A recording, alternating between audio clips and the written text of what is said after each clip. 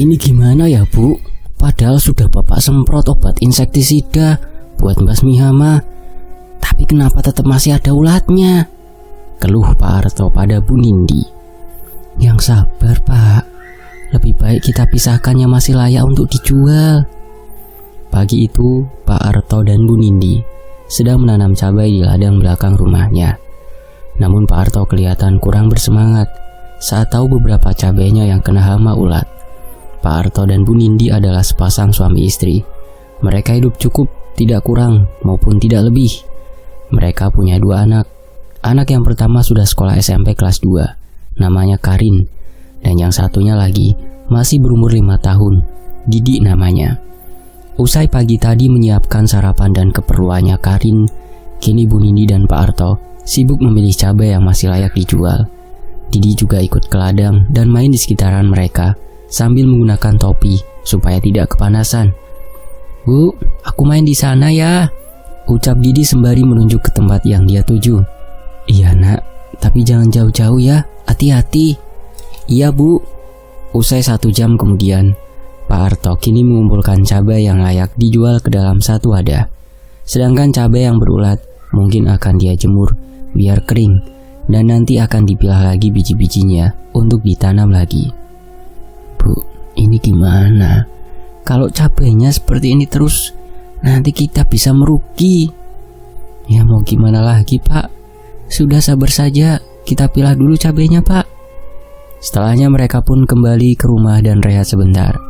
Kemudian lanjut membersihkan cabai-cabai tadi, lalu dimasukkan ke dalam plastik dan akan dijual dari per kiloan sampai dibungkus seperempatan kilo dan ecerannya seperti ons-onsnan. Sesampainya di rumah, Pak Arto dan Bu Nindi memasukkan cabainya ke dalam plastik dan juga ditimbang supaya sesuai. Bu, ini kalau kita kurangin saja gimana cabainya? Tapi Pak, kalau dikurangi nanti para pembeli jadi malas beli dan kecewa loh. Wah, daripada kita tetap jual seperti biasanya tapi kita rugi Bu. Apalagi kan gagal panen terus. Kita kurangin saja ya Bu. Jangan Pak, sudah gak apa-apa, daripada nanti malah kita kehilangan para pelanggan. Ya wes lah Bu. Mereka biasanya cukup menata cabainya di meja warung depan rumah yang memang sengaja dibuat di situ. Nantinya para pembeli yang akan datang ke tempatnya, dari para tukang sayur keliling hingga ibu-ibu biasa. Usai menata cabainya di meja warung, Pak Arto dan Bu Nindi kini gantian mandi lalu lanjut jaga di depan rumah. Waktu itu sudah pukul 9 pagi. Pak Arto duduk di depan sambil menunggu pembeli. Pak, Bapak nunggu sendiri saja dulu ya. Lah emangnya kenapa toh Bu? Ini Pak, Didiknya ngantuk, biar Ibu tidurin dia dulu ya. Iya Bu. Sedangkan Bu Nindi sementara lagi nidurin Didi yang katanya lagi ngantuk.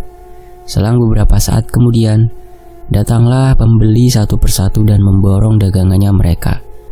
Namun ternyata ada yang gak sampai kebagian karena memang cabai yang dijualnya kini lebih sedikit dari biasanya. Bu Nindi pun menyusul ke depan usai Didi sudah tidur, lalu berkata pada para pembeli bahwa panen kali ini tidak banyak cabainya. Jadi jumlahnya kini cuma sedikit. Maaf ibu-ibu, kali ini panen cabainya lebih sedikit dari biasanya, jadi cuma segitu saja. Duh lah emangnya kenapa ya Bu? Soalnya ladang cabai kami kena hama Bu, jadi hasilnya sedikit. Saya lebih suka beli di sini Bu, harganya murah dan dapat banyak daripada di sebelah sudah mahal sedikit lagi. Iya Bu, maaf ya ibu-ibu, besok lagi siapa tahu kebagian. Beberapa ibu-ibu yang tidak kebagian cabainya pun kecewa karena mereka lebih suka beli cabai di warungnya Pak Arto dan Bu Nindi daripada warung sebelah yang harganya mahal dan juga dapatnya cuma sedikit. Pak Arto dan Bu Nindi pun akhirnya hanya bisa menahan maaf dan minta mohon doanya saja biar panen selanjutnya itu bisa banyak. Maaf ya ibu-ibu, doakan saya supaya kita panen selanjutnya dapat banyak. Iya Bu, gak apa-apa, belum rezeki kita berarti. Usai kepergian para pembeli, mereka kini beres-beres warungnya dan segera masuk ke dalam rumah menghitung hasil jualannya kala itu.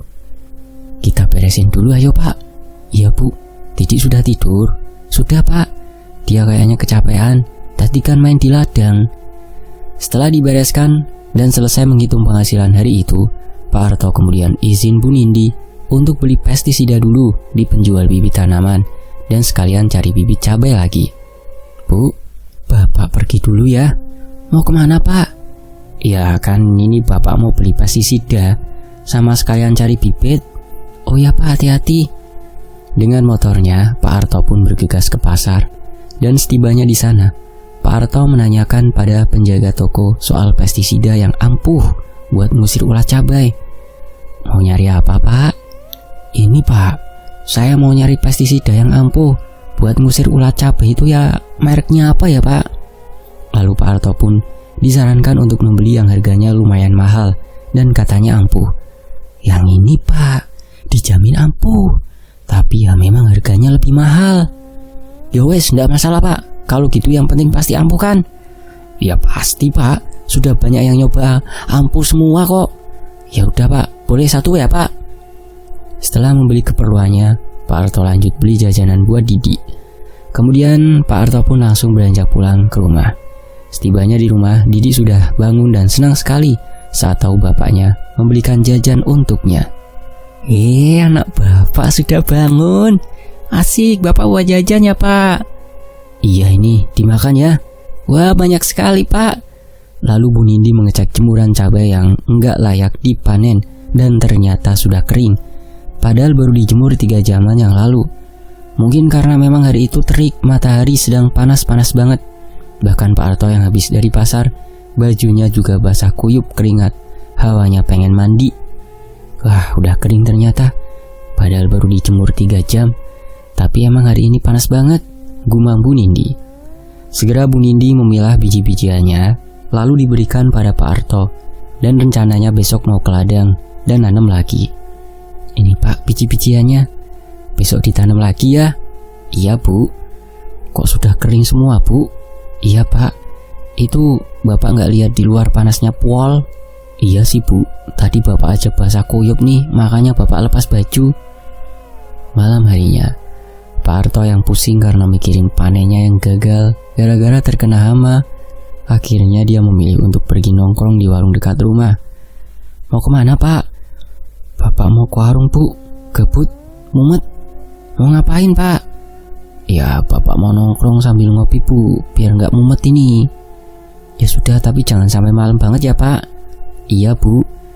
Saat itu Pak Harto pun jalan kaki menuju ke warung, karena letak warungnya itu tidak terlalu jauh dari rumah. Beberapa saat kemudian, dia pun akhirnya sampai juga di warung. Dan di warung ternyata sudah ada beberapa bapak-bapak yang ngumpul di sana. Bu, saya pesan kopinya secangkir ya. Iya Pak, bentar saya buatin dulu ya. Saat itu, Pak Harto ngobrol-ngobrol dengan bapak-bapak yang ada di warung itu. Mereka juga menanyakan soal ladangnya Pak Harto yang gagal panen. Gimana Pak ladangnya? Katanya gagal panen ya? Iya Pak, diserang hama ulat. Yang sabar ya Pak. Iya Pak, mungkin memang masih musim ulat cabai. Sesaat kemudian akhirnya pesanan secangkir kopinya Pak Harto sudah siap dan diberikan oleh ibu penjual warung. Ini Pak Harto, silahkan kopinya. Ya makasih ya Bu. Terus ada salah satu bapak-bapak yang bicara soal ladang cabai milik tetangganya itu yang sama juga jualan cabai. Akan tetapi ladangnya itu tidak terkena hama ulat sama sekali. Tapi kok ladangnya Pak Osi katanya tidak terkena hama ulat sama sekali Pak. Mosok sih Pak? Lah kan lagi musim hama. Iya, malah panennya melimpah ruah loh Pak. Mungkin memang belum rezeki saya saja ya Pak. Di warung itu mereka saling ngobrol sampai larut malam. Ngobrol macam-macam. Bahkan mereka juga sembari main catur untuk menghibur diri. Sampai tak terasa, kala itu waktu sudah menunjukkan pukul 12 malam. Pak Harto pun yang sudah dipesan oleh istrinya untuk tidak pulang sampai larut sekali, dia akhirnya segera pulang, pamitan dengan bapak-bapak yang lain. Saya pulang dulu ya bapak-bapak. Kenapa cepet banget Pak pulangnya? Iya ini Pak. Saat itu Pak Harto yang berjalan kaki pulang menuju ke rumah, melewati jalanan yang sangat sepi sekali. Tiba-tiba saja Pak Harto merinding karena melihat ada sekelebat bayangan putih yang melintas begitu saja. Tidak hanya itu, Pak Harto juga mencium bau busuk yang sangat menyeruak sekali masuk ke dalam hidung. Baunya seperti bau bangkai tikus.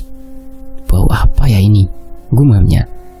Dan saat itu juga Pak Arto langsung merinding sembari mengelus lengannya. Dia mencoba untuk mempercepat langkah kakinya. Akan tetapi, tiba-tiba saja Pak Arto dikejutkan dengan suara langkah kaki yang ada di belakang tubuhnya. Srek, srek, srek. Karena penasaran, dia pun mencoba untuk menoleh ke belakang. Saat Pak Arto menoleh ke belakang, betapa terkejutnya dia melihat ada sosok pocong yang sangat menyeramkan sekali. Sosok pocong itu wajahnya hancur dan penuh dengan darah dengan pakaian yang berwarna putih lusuh bernoda tanah. "Ah!" teriak Pak Arto. Dia tubuhnya langsung gemetaran dan mencoba bergerak lari kabur dengan terbirit-birit menuju ke rumah. Beberapa saat kemudian akhirnya Pak Arto sampai juga di rumah. Dia segera mengetuk pintu rumah karena ternyata pintunya itu dikunci oleh Bu Nindi. Tok tok tok. "Bu, Ibu." Krek. Saat itu Bu Nindi baru membukakan pintu dengan mengucek kedua matanya karena masih ngantuk. "Bapak kenapa kok ngos-ngosan gitu sih, Pak?" Enggak apa-apa, Bu." Setelah itu Pak Arto dan Bu Nindi pun masuk ke dalam dan tidak lupa untuk mengunci pintu mereka. Mereka pun segera beranjak tidur. Esoknya Pak Arto dan Bu Nindi selesai menanam bibit cabai lagi dan mereka rutin mengeceknya ke ladang dan memberikan pupuk serta menyemprotkan pestisida yang kemarin Pak Arto beli. Mereka berharap panen yang akan datang bisa lebih banyak dan berharap tidak diserang ulat seperti panen sebelumnya. Hingga berhari-hari, kemudian sampailah di waktu untuk panen. Pak Arto dan Bu Nindi ke ladang pagi-pagi dengan semangat karena kemarin sore sudah dicek dan dipastikan hari ini bisa panen dan kemarin aman-aman saja. Namun pagi ini, setibanya di ladang mereka malah dibuat terkejut saat mendapati cabainya diserang ulat lagi, malah lebih parah daripada kemarin. Dan usai dipilah-pilah hanya sedikit yang mereka bisa jual. "Ya Allah, Bu, banyak ulatnya lagi. Lah kok bisa ya, Pak? Padahal kan kemarin sore kita cek tidak ada ulatnya sama sekali ya." "Iya, Bu. Duh, pusing Bapak. Kita harus gimana lagi? Padahal Bapak beli pestisidanya yang paling mahal loh. Katanya ampuh, tapi nyatanya kok sama saja." "Sudah Pak, sabar. Mungkin memang belum rezeki kita. Udah ayo, kita pilihin lagi Pak." Dengan lesu Pak Arto pun bersama dengan Bu Nindi memilah cabai-cabai yang busuk dan yang bagus. Setelah semuanya sudah selesai dipilih, Pak Arto dan Bu Nindi kembali ke rumah. Setelah sudah sampai di rumah, mereka langsung lemas dan termenung. Namun mau gimana lagi? Meskipun sedikit, mereka akan tetap jualan hari itu juga. Rugi, jelas rugi banget. Bahkan rugi banyak jika harus terus-terusan begini. "Duh Bu, Bapak pusing, lemes. Kalau begini terus kita bisa bangkrut Bu. Apalagi modalnya mau dapat dari mana kita?" "Iya Pak, Ibu juga sudah lemes, sedih." Bu Nindi saat itu merasa curiga bahwa mungkin ada orang yang nakal dan mengirimkan sesuatu pada mereka, sehingga mereka selalu gagal panen terus. Sesuatu yang di sini yang dimaksud adalah guna-guna. Jadi Bu Nindi dan Pak Arto mempunyai beberapa bedeng. Diakalin supaya tiap hari panen gitu. Bedeng satunya 2, 3, 4, 5 dan seterusnya muter sampai hari panen. Bisa terjadi tiap hari sesuai dengan hitungan siklus panen cabai. "Pak, Ibu kok jadi curiga ya?" "Curiga gimana Bu?" "Ibu curiga kalau ada orang yang nakal dan mengirimkan sesuatu, jadi kita gagal panen terus Pak." "Maksudnya gimana sih Bu? Bapak nggak paham." "Ya ada yang kirim guna-guna gitu loh Pak." Pak Arto yang mendengarkan penuturan istrinya itu langsung kaget, dan dia pun kemungkinan besok akan datang ke dukun yang ada di desa lain untuk menanyakannya. "Ah mosok sih Bu? Ya wes kalau gitu besok Bapak mau coba pergi ke dukun yang kata orang-orang ampuh, tak coba nanyain ke sana." "Iya Pak." Akhirnya malam itu pun mereka segera tidur karena sudah lelah tenaga dan batin. Esok paginya Pak Arto sarapan terlebih dahulu bersama dengan anak dan istrinya. Setelah selesai sarapan, Karin langsung berpamitan kepada Pak Arto dan Bu Nindi. "Aku berangkat dulu ya Pak, Bu." "Yorin, hati-hati ya." Setelahnya Pak Arto yang sudah selesai sarapan pun langsung pamitan juga kepada Bu Nindi. "Kalau gitu Bapak pergi dulu ya Bu." "Bapak jadi pergi ke sana?" "Iya Bu, Bapak penasaran." Akhirnya Pak Arto dengan motornya menuju ke rumah dukun yang ada di desa lain yang bernama Mbah Bogel, julukannya. Jaraknya tidak terlalu jauh, dan setibanya di sana, Pak Arto langsung diajak masuk ke dalam rumahnya. Tok tok tok.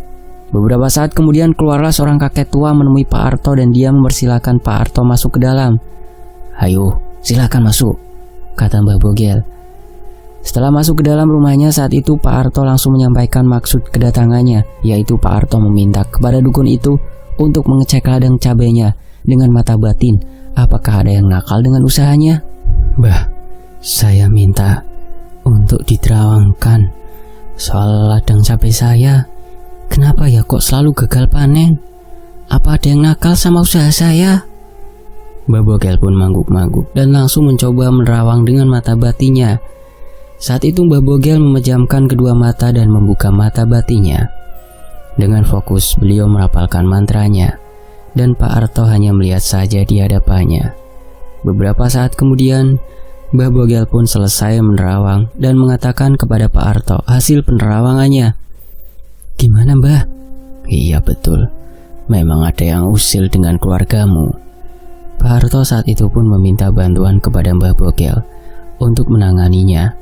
Namun dengan syarat nantinya Pak Arto harus bayar ke Mbah Bogel. Pak Arto pun tidak masalah. "Mbah, saya mau Mbah menanganinya ya Mbah, supaya ladang saya tidak gagal panen terus Mbah." "Iya bisa, tapi ada maharnya." "Apa maharnya Mbah?" "Ya kamu harus bayar." Iya Mbah, siap, tidak masalah." Saat itu mereka pun langsung masuk ke dalam ruangan ritual. Mbah Bogel pun langsung merapalkan mantranya pada sebuah air dalam kendi. Dan itu bukan doa melainkan mantra. Setelahnya Mbah Bogel memberikan kendi itu dan menyuruh kepada Pak Arto untuk menyiramkannya di ladangnya. "Ini, bawa pulanglah. Dan nanti air itu kau siramkan di ladang cabaimu itu." "Iya baik Mbah." Saat itu Pak Arto pun manut-manut saja apa yang sudah diperintahkannya. Namun sebelum pergi Pak Arto mendadak kepikiran sesuatu. Dia iseng tanya pada Mbah Bogel, apakah dia bisa membuat panennya itu cabainya jadi tambah banyak gitu. Mbah Bogel pun kemudian menyarankan kepada Pak Arto untuk pakai penglarisan saja. Di samping nanti Pak Arto ada pembeli banyak dan panen cabainya juga melimpah. "Mbah, saya mau nanya, apa Mbah bisa membuat panen saya jadi banyak?" "Bisa. Kamu bisa melakukan penglarisan, nantinya bisa menambah pembeli dan juga membuat panennya melimpah.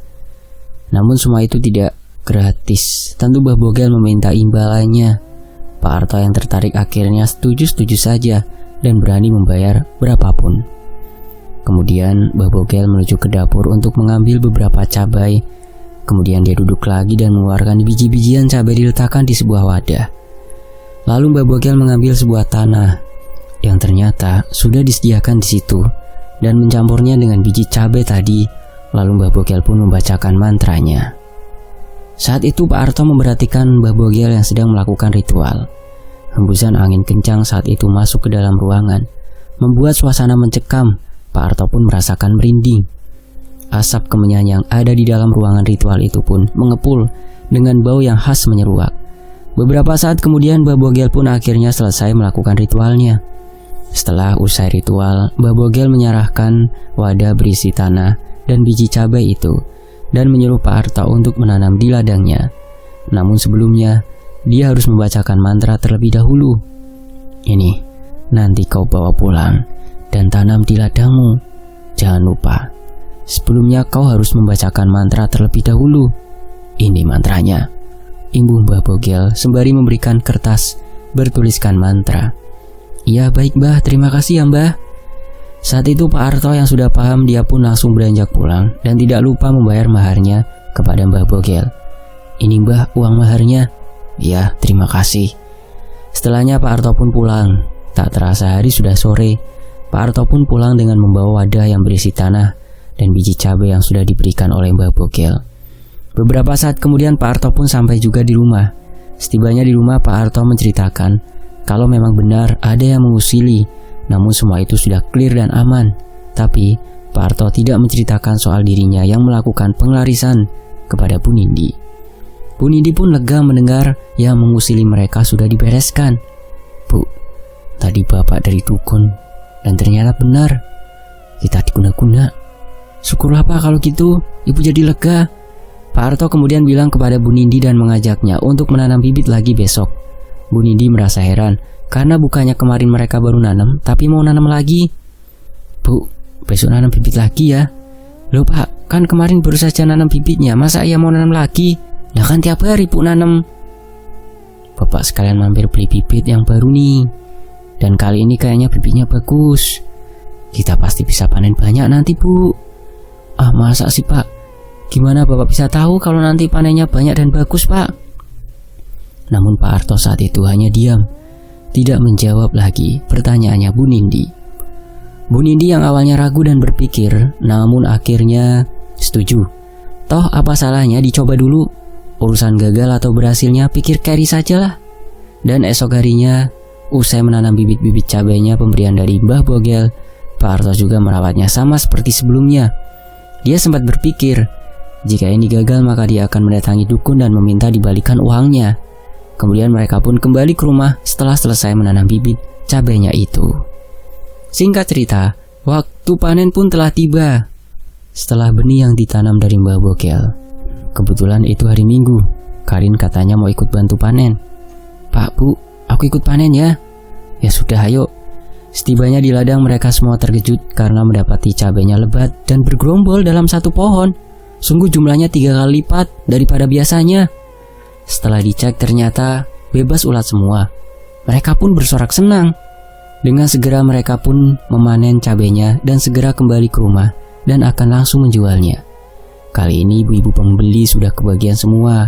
Bahkan para penjual sayur keliling juga borong banyak. Semua dagangnya mereka ludes siang itu. Usai rehat, Nindi yang senang sekali kemudian bertanya dari mana Pak Arto mendapatkan benih cabai itu. Dan Pak Arto hanya beralasan dia beli di tempat yang lain, tak seperti biasanya. Wah, kalau gitu nanti Bapak belinya di tempat yang sekarang aja terus Pak. Iya Bu. Bahkan anehnya, kini dalam waktu 3 hari cabainya kembali panen dengan hasil yang melimpah. Yang beda dengan yang lainnya, tanpa perlu tanam-tanam lagi gitu, terus numbuh. Bu Nindi dan Pak Arto pun kegirangan melihat hal itu. Dan entah bagaimana bisa seperti itu. Mereka nggak peduli, yang penting bisa panen banyak dan untung banyak. Bahkan kini mereka juga menjualnya di pasar dan laku keras juga. Di periode bulan panen setelahnya, mereka untung banyak sekali. Sungguh sesuatu yang tidak disangka-sangka, bisa mendapatkan uang banyak dalam waktu singkat. Namun keanehan mulai nampak di bulan kedua. Malam itu Karin yang lagi begadang nonton bola, tiba-tiba dikejutkan dengan suara ketukan pintu di jam 3 pagi. Kagetlah dia, siapa pagi-pagi begini bertamu? Namun karena penasaran, Karin hendak mengeceknya dari jendela samping dan menyingkap gordennya sedikit. Dia berjalan mengendap, dan saat dia sudah menyingkap gorden, dia malah langsung terlonjak jatuh ke belakang. Karena tepat di depan matanya, ada sosok yang menatapnya dari depan jendela, tepat di depan wajahnya. Karin lemas ketakutan, dan dengan sisa tenaga dia berlari ke arah kamar, dan dia bersembunyi di balik selimut. Namun tiba-tiba saja, dia mendengar suara yang meminta dikembalikan tanah kuburan. Kembalikan tanah kuburanku, kembalikan, kembalikan. Nangislah itu Karin, dan ketika selimutnya ditarik oleh sesuatu, nampaklah sosok pocong yang murka menatap Karin. Dia yang tidak kuat akhirnya pingsan malam itu juga, dan ternyata tanah yang dulu dukun campurkan dengan biji cabainya itu adalah tanah sebuah makam di kuburan. Pantaslah sosok itu marah karena tanahnya dicuri. Esoknya Karin yang tersadar langsung menceritakan semuanya kepada Pak Arto dan Bu Nindi. Namun mereka malah menganggap Karin ini halu dan menyuruhnya untuk jangan begadang lagi. Karin pun sebal karena gak ada yang percaya. Pagi itu mereka sedang sarapan bersama dan Karin mulai menceritakan kejadian yang dialaminya semalam. Pak, Bu, semalam kan aku nonton bola, terus tiba-tiba menyeramkan. Terus aku lari masuk ke dalam kamar. Pas di kamar selimut aku ada yang narik. Terus ada sosok pocong Pak, Bu, aku takut banget. Ah masa sih Rin, kamu itu kebanyakan nonton film horor, jadi kebanyakan halusinasi. Iya Karin, mana ada pocong. Tapi beneran Pak, Bu, aku lihat sendiri kok. Sudah habisin cepat nasi gorengnya, terus berangkat sekolah, nanti kamu terlambat. Iya. Saat itu Karin yang kesal akhirnya tidak menghabiskan nasi gorengnya dan langsung berangkat sekolah. Sebelumnya mereka berpamitan terlebih dahulu. "Ya udah, aku berangkat sekolah dulu Pak, Bu," ucap Karin sambil bersalaman dengan kedua orang tuanya. "Iya, kamu hati-hati. Jangan ditekuk gitu mukanya, masih pagi juga," kata Bu Nindi. "Lagian, Bapak Ibu gak ada yang percaya sama aku." Namun Pak Arto dan Bu Nindi hanya menggelengkan kepalanya saja dan senyum kepada Karin. Setelahnya Karin pun bergegas berangkat sekolah. Singkat cerita, malamnya Karin pun kini milih untuk tidur lebih awal. Dan tengah malam, Bu Nindi ini merasa haus. Dia pun hendak mengambil air di belakang. Namun Bu Nindi malah dikejutkan dengan ketukan pintu belakang rumah.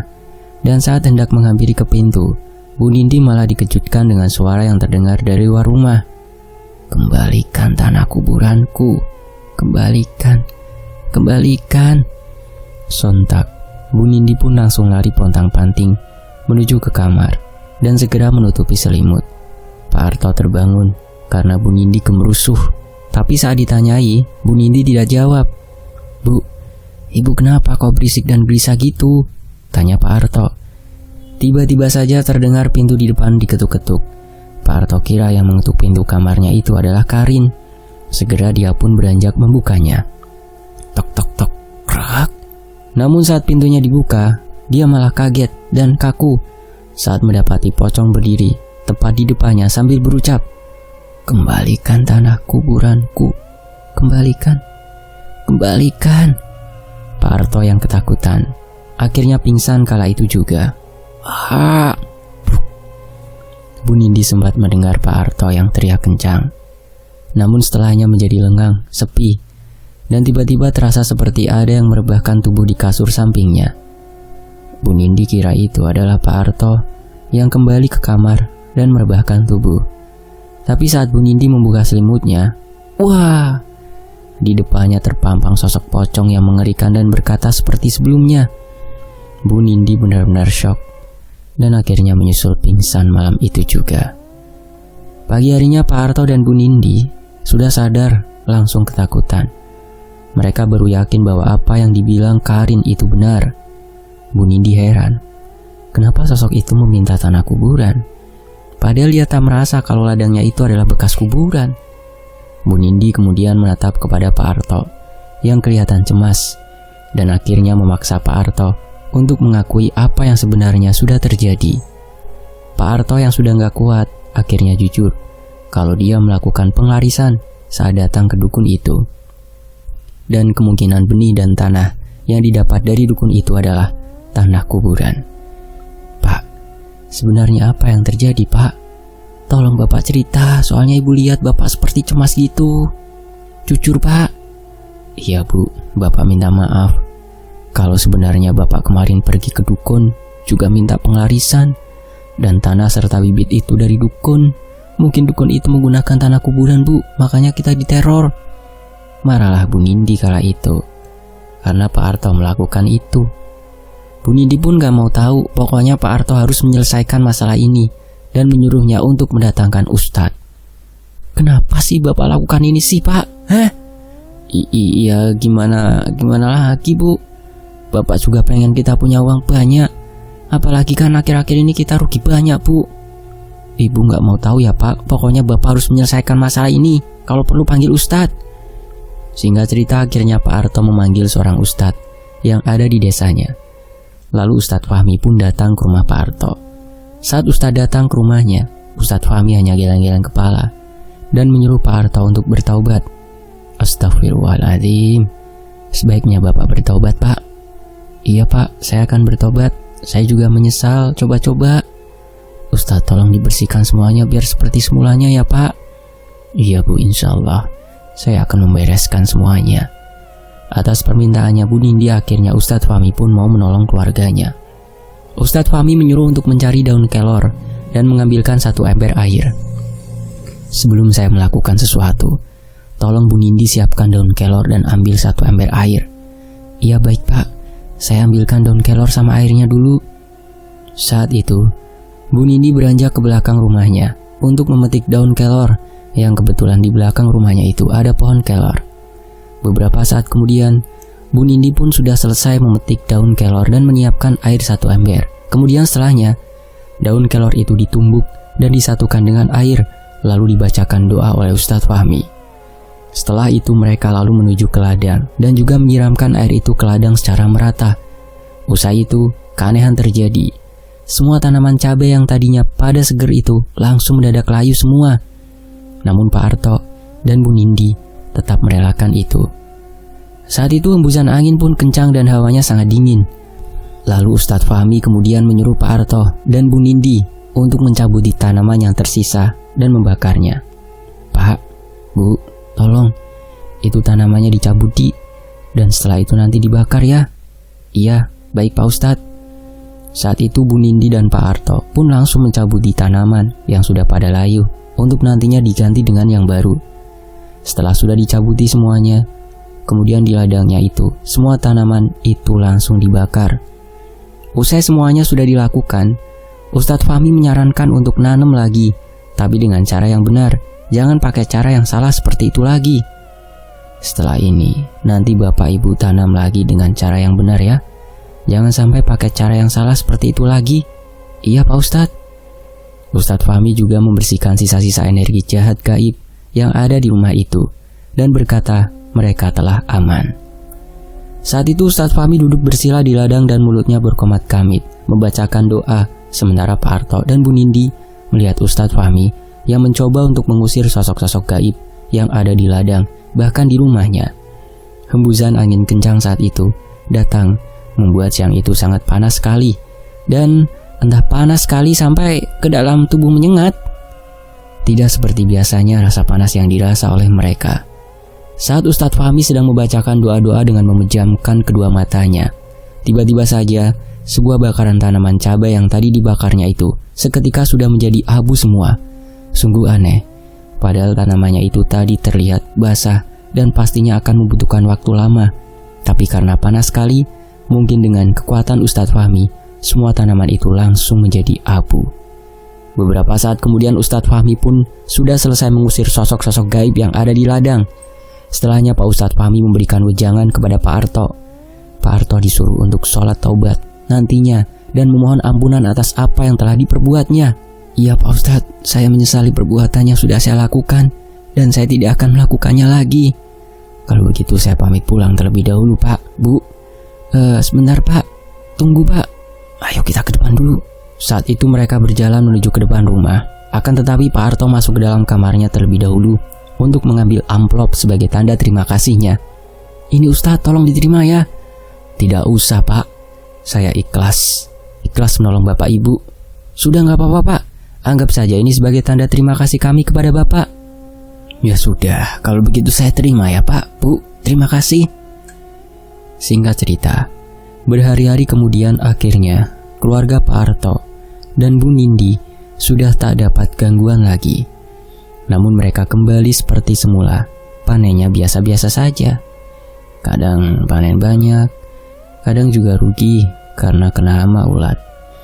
Namun mereka tak menyesali itu. Lebih baik begitu daripada uang banyak tapi hidupnya gak tenang, karena selalu diteror sosok mengerikan.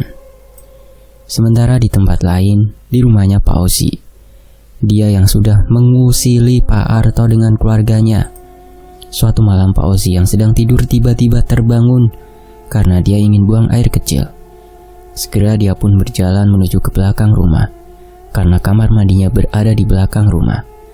Saat itu Pak Ozi yang sedang buang air kecil tiba-tiba saja mendengar ada suara yang mengetuk pintu kamar mandinya beberapa kali. Tok tok tok tok. Karena saat itu Pak Ozi kira ada istrinya yang juga ingin buang air kecil. Akhirnya Pak Ozi mempercepat buang air kecilnya dan membukakan pintu. Kriat. Namun betapa terkejutnya Pak Ozi saat membuka pintu kamar mandinya itu, karena di depan tidak ada apa-apa, kosong blong. Loh, tadi perasaan ada yang mengetuk pintu ya? Gumamnya. Tiba-tiba hembusan angin lewat sangat kencang sekali, membuat Pak Ozi merinding saat itu, dan dia juga mencium bau busuk yang sangat menyeruak sekali. Saat itu Pak Ozi pandangannya menuju ke arah ladang yang ada di belakang rumahnya. Akan tetapi Saat dia melihat ke ladangnya, betapa terkejutnya dia melihat ada sebuah sekelebat bayangan putih yang melintas. Pak Ozi pun merinding dan dia segera berjalan menuju ke dalam kamar. Namun ketika dia sedang berjalan menuju ke kamar, dia dikejutkan lagi dengan suara langkah kaki yang ada di belakang tubuhnya. Srek, srek, srek. Saat itu, Pak Ozi merasakan tengkuk lehernya itu merasa ada yang meniup dan dia pun langsung tambah merinding sekali. Karena penasaran, dia pun mencoba menoleh ke belakang dan ketika menoleh ke belakang, Pak Ozi langsung terbujur kaku. Tidak bisa teriak karena mulutnya terasa terkunci dan tubuhnya yang tidak bisa digerakkan. Tepat di hadapannya itu Pak Ozi melihat ada sosok pocong yang sangat menyeramkan sekali dengan wajah hancur penuh darah dan baunya sangat busuk sekali. Karena tidak kuat melihat sosok pocong itu akhirnya, Pak Ozi pun ambruk pingsan di lantai. Keesokan harinya Pak Ozi pun tersadar dari pingsannya dan dia merasakan pusing saat itu. Namun istrinya segera membuatkan teh hangat. Ini Pak, diminum dulu. Pak, Bapak kenapa bisa pingsan? Namun Pak Ozi menjawab karena dia akan menyeruput teh hangat yang sudah dibuatkan oleh istrinya. Semalam Bapak melihat ada sosok pocong, Bu. Masa sih Pak? Jangan nakut-nakutin ibu lah Pak. Bapak beneran, Bu. Sosoknya sangat menyeramkan sekali. Makanya Bapak takut sampai pingsan. Ibu jadi takut Pak ini. Lihat berding semua. Udahlah Bu, Bapak mau ke belakang ladang. Mau lihat tanaman cabai kita. Kan hari ini mau panen. Ayo Ibu ikut, imbuh Pak Ozi. Nanti Ibu nyusul Pak. Akhirnya saat itu Pak Ozi pun beranjak menuju ke ladang belakang untuk panen cabai. Namun sesampainya di ladang belakang rumahnya, betapa terkejutnya Pak Ozi melihat semua tanaman cabainya itu sudah layu semua dan juga membusuk dimakan ulat. Saat itu Pak Ozi langsung memegang kepalanya karena pusing dengan yang terjadi. Dia pun langsung teriak memanggil istrinya. Bu, Ibu, ada apa Pak? Saat itu Bu Ozi langsung lari terbirit-birit saat mendengar teriakannya Pak Ozi. Ada apa sih Pak teriak-teriak? Ini, lihat Bu, semua pohon cabainya penuh ulat. Astagfirullahaladzim, kenapa bisa begini Pak? Kita rugi banyak dong Pak. Bapak juga gak tahu Bu kenapa bisa begini ya. Udah yuk Bu, kita petikin dan dipilih yang bagus sama yang busuk. Mereka berdua segera memilah cabai yang bagus dan busuk. Namun kebanyakan cabainya itu busuk semua. Sementara di sisi lain, pagi itu Pak Arto dan Bu Nindi berjualan di depan rumah dengan semangat dan pembeli banyak yang berdatangan. Karena semakin lama semakin membaik panen cabainya, tidak seperti sebelumnya. Malah sekarang ladang cabainya Pak Ozi yang terkena hama. Bersyukur ya Pak, akhirnya pelan-pelan ladang cabai kita sudah pulih seperti dulu lagi. Ya Bu, kita harus tetap bersyukur. Pak Ozi dan istrinya kepalang pusing karena gagal panen terus-menerus sehingga mereka tidak mendapatkan uang dari jualannya karena cabainya itu busuk, rusak semua. Bahkan tidak hanya itu, mereka hidupnya jadi tidak tenang karena setiap malamnya mereka selalu mendapatkan teror. Pak, gimana ini? Masa kita nggak ada penghasilan? Bapak juga pusing dan bingung Bu. Uang Bapak aja sudah menipis. Coba Bapak beli bibit cabai lagi Pak, siapa tahu nanti tidak ada hama ulatnya lagi. Ya udah Bu, kalau gitu Bapak berangkat sekarang saja ya. Siang itu Pak Ozi kemudian beranjak pergi ke pasar untuk membeli bibit cabai dengan uang tabungannya. Namun setelah Pak Ozi beli bibit cabai yang baru, akan tetapi tetap saja semua pohon cabainya itu tetap ada hamanya. Frustasilah Pak Ozi dan Bu Ozi. Mereka kebingungan, untuk makan pun sekarang kekurangan. Malam hari Pak Ozi yang sedang berada di depan teras rumahnya karena pusing dia memikirkan cara gimana caranya supaya tanaman cabainya itu bisa seperti dulu lagi. Namun tiba-tiba saja Pak Ozi dikejutkan dengan sebuah bayangan putih yang melintas di hadapannya dan bayangan putih berhenti di depannya. Sesaat kemudian bayangan putih itu berubah wujudnya menjadi sosok pocong yang sangat menyeramkan sekali. Namun setelahnya sosok itu menghilang dan Pak Ozi langsung beranjak masuk ke dalam rumah. Hingga suatu ketika Pak Ozi mendengar kabar kalau usaha cabainya Pak Arto itu semakin ramai sekali dan laris banyak pembelinya. Bu, masa usaha cabainya Pak Arto kok semakin sukses ya Bu? Lah kok bisa? Padahal kan dulu Bapak sudah membuat ladang mereka terkena hama Pak. Iya Bu, sudah, tapi nggak tahu ya Bu, malah kenapa ladang kita yang jadi kena hama. Apa mungkin karma buat kita ya, Bu? Iya kali ya, Pak. Kalau gini kayaknya Bapak sudah tidak akan lagi usaha capek lagi, Bu. Terus mau usaha apa, Pak? Kita merantau saja yuk, Bu. Bapak mau cari kerja di kota. Bapak malu, Bu, sama Pak Arto. Ya sudah, Pak. Ibu manut saja. Ternyata selama ini Pak Ozi dan istrinya yang sudah licik mengusili usahanya Pak Arto dan Bu Nindi. Mereka sepasang suami istri, namun belum dikaruniai anak. Juga mereka selalu iri dengan Pak Arto dan Bu Nindi yang hidupnya menurut mereka sempurna. Beberapa hari kemudian akhirnya Pak Ozi dan istrinya pun segera pergi keluar kota untuk merantau mencari pekerjaan di kota. Dan hidup harus terus berjalan. Demikianlah sebuah kisah. Semoga terhibur dan juga ambil hikmah positifnya. Siapa yang menuai dialah yang akan memetik hasilnya. Jadikan semua ini pelajaran untuk tidak iri dan sampai berbuat jahat kepada orang lain. Percantiklah hati kita sebagaimana kita mempercantik fisik kita. Saya pamit, wassalamualaikum warahmatullahi wabarakatuh. Sampai jumpa di kisah lainnya, tetap di Tony FS. Terima kasih semuanya.